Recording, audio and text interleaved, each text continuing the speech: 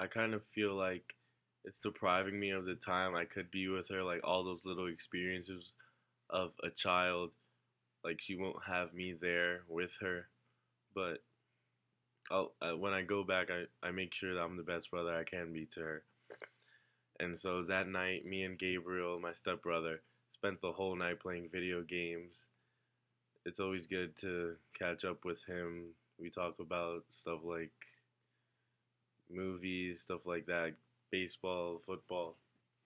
And the next day, we celebrated my grandma's birthday, which was a really big thing. We all went to her house, and there was a guy singing like old fashioned music that she liked. I don't really know any of the songs, but it was good to see her singing along. And at one part, she started crying, and it really like touched me. And every like my dad started crying too. And she said like a mini speech thanking her kids for being the way they are, the hard working people that they are, and it kind of touched me too. And yeah, so then I we stayed there for a while. Like we got back home like at 2 o'clock, I think.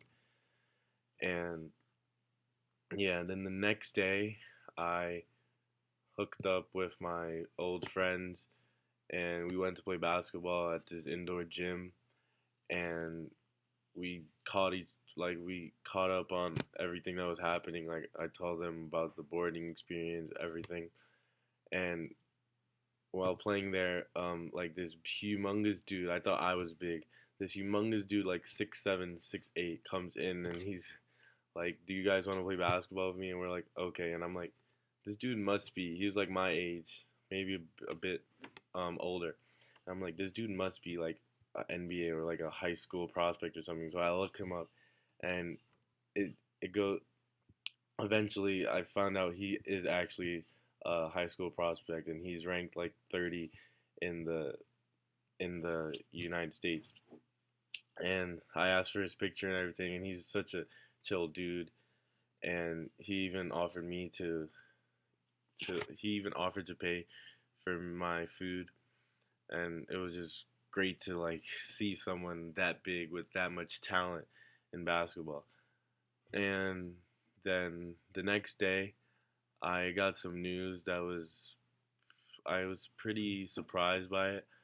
My mom had told me that she had lost her hearing on her right ear, and it kind of shocked me because she had never had a problem before, like with hearing or eyesight or anything like that. So it was kind of shocking, and like I could feel that she was hurting because she couldn't hear. Like I would talk to her sometimes, and she couldn't hear what I was saying, and she could only hear like if you were on the like if you were standing on the good side, her good ear.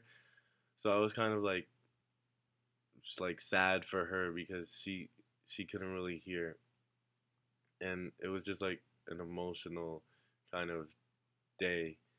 And she kept on saying like, "I'll be disabled, be disabled," and I'm like, "Mom, no, you won't." Like, and so it was kind of a stressing day, kind of. But then the next day, it was my cousin's boyfriend's birthday, and my mom dropped me off at my grandma's house, which is always I love going to my grandma's house. And there I played with the little kids that she babysits. They're great kids, and we talked about my classes, the boarding life, like what's going on here in school, how I'm doing, like that grandma stuff. And yeah, it was just good to catch up with her, to see her, and to see that she was healthy, looking good. And then that night we went to a restaurant, we ate.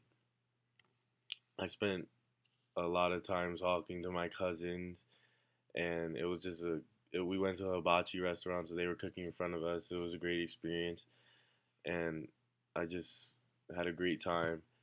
And at the end of the week, I just felt like it was a great weekend, and it was a great break, and I was now ready to take go back to school and start doing work.